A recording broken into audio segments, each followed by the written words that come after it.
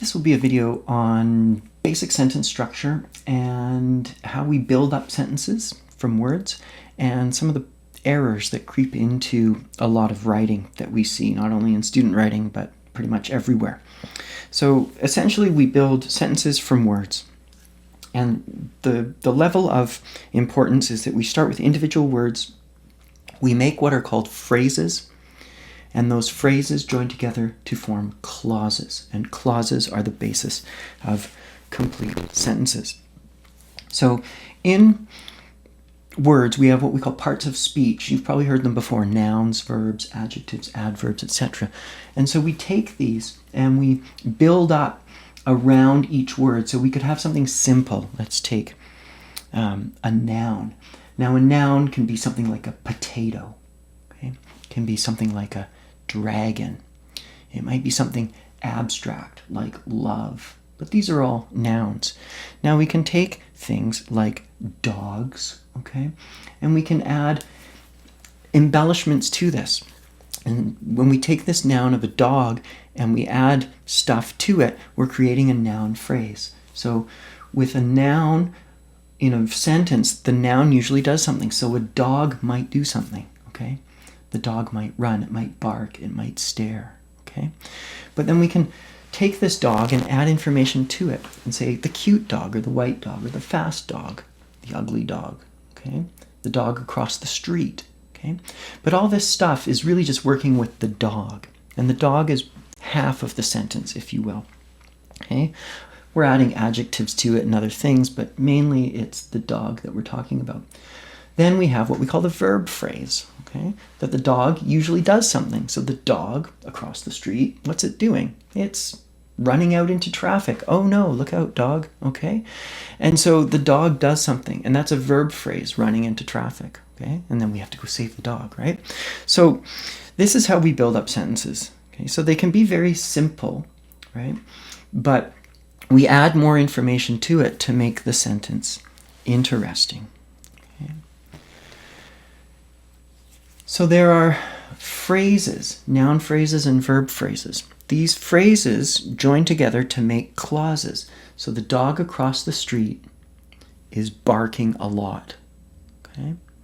And the two phrases, noun phrase, verb phrase, make what we call a clause. So a clause is a group of words that have both a subject, usually a noun of some kind, and what we call a predicate or a verb of some kind. Okay, so the dog, cute dog, the ugly dog, okay, does something, barks loudly. The cute dog barks loudly. This gives us an independent clause, which is a complete sentence. So if we take an example of this, we could have a little picture of my dog, and we could say, the dog stares at his owner. And that's a complete sentence. We have a dog staring. That's the core of it. At his owner, it's just extra information that contributes to the sentence. So that's what we call an independent clause, a complete sentence. It can stand alone. What we can do with this is we can create variety in sentence structure, because we don't want to just say, see spot run, run spot run, run spot run all the time. The dog does this, the dog does that. It's very tedious. So we invent other sentence structures. So we can take independent clauses and make them dependent on other clauses. So if we take a word like if usually has a then after it. If we do this, then that happens. So we could take the staring dog and say, if the dog stares at his owner, then the owner, I, will eventually take him for a walk. If the dog stares at his owner, I will take him for a walk. Now, I will take him for a walk becomes the independent clause. That's the main part of the sentence. I will walk my dog. What's dependent? If he stares at me, depends on that, then I'll walk him. Okay? So we can see that we create these different kinds of sentence structures. And so what we learn is that where we put these dependent clauses can affect what the sentence means, and we quickly realize that punctuation matters. Okay? So we can take two simple examples here. Men who rob banks are dangerous. And we can have the exact same sentence with punctuation. Men who rob banks are dangerous. They're identical in their words, but one has commas, the other does not. And these two sentences mean two different things. If you want, pause the video and try and puzzle out which one means what. Okay? So here's the difference. The one without the commas, men who rob banks are dangerous, just means that only those men who are bank robbers are dangerous. Okay? So bank robbing men, they're dangerous. Okay?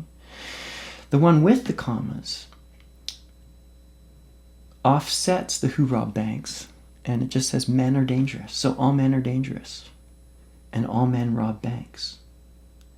And so these two sentences mean two very different things. One says only bank robbing men are dangerous. The other one says that all men rob banks and all men are dangerous. Okay, so we want to control the way that we use our punctuation. So what happens when people write, I think, is that we string together a bunch of sentences, right? And then we kind of punctuate them or not, and we kind of just leave them there and move on. And I want you to pay attention to the punctuation, and this is where some of the errors come in, is that we want to think about the relationship of one clause to another, because this creates meaning. It can quite profoundly change the meaning, as we've just seen in the past example. So when we're stringing together sentences and clauses, we want to think about the relationship between them to clarify our meaning. So we might emphasize one thing as an independent clause and de-emphasize something as a dependent clause to say, this is my main idea, the independent clause. The dependent clause, that's important, but it's not as important as this. Okay? So a simple error that we see a lot is something called a comma splice. That someone might take two complete sentences and say, the dog likes walks. He is fast. And the punctuation here creates different kinds of errors. In this case, if we write the dog likes its walks, he is fast. Okay? If we just put a comma in there, we create what's called a comma splice. The dog likes walks, comma, he is fast. That's incorrect. It should just be a period. Okay? There's other ways to fix it that are outlined in the book, but that's the simple way. Okay? Sometimes people don't put any punctuation in there, and they just say, the dog likes walks, he is fast, with nothing. And that's what we call a fused sentence, that there's sentences that are just side by side with no punctuation. Okay?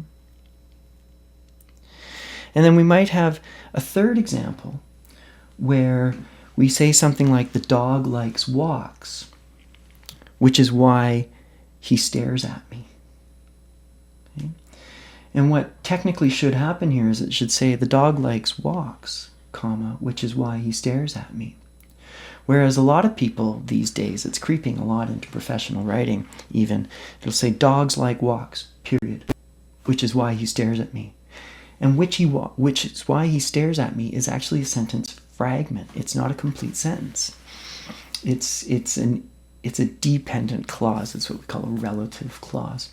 That's not important, but you can't just have which is why he stares at me, because the which implies something before it. He likes walks, which is why he stares at me. It's a dependent clause. Okay? And so you want to try and avoid these errors in your writing. Okay? Think about the relationship between clauses and say, what's my main clause? What's the core of my sentence? Do I want to attach other clauses or phrases to that independent clause? But good writing will always put the independent clause at the core of the sentence and then kind of decorate or supplement that independent clause, that main clause, with other phrases and clauses. And there's other kinds of sentence structure that are talked about in the book. So the main point here is be aware of the errors, be aware of your punctuation, be aware of the relationships between sentences, and work on being able to identify phrases and clauses, and which are the independent clauses and which are the dependent clauses.